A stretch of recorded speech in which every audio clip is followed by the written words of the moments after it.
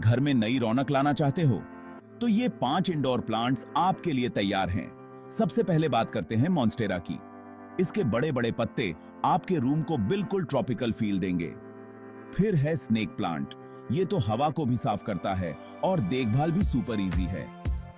तीसरे नंबर पर है पीस लिली। इसके खूबसूरत सफेद फूल आपके घर में खुशियों की बरसात कर देंगे। अब बात करते हैं फिडल लीफ फिग की। इसका यूनिक लुक आपके लिविंग रूम को स्टार बना देगा। और लास्ट में बंबू पाम। ये आपके घर को एकदम फ्रेश और रिलैक्सिंग टच देगा। तो देर किस बात की, इन प्लांट्स को घर ले आओ और हरियाली से भरपूर लाइफ एंजॉय करो।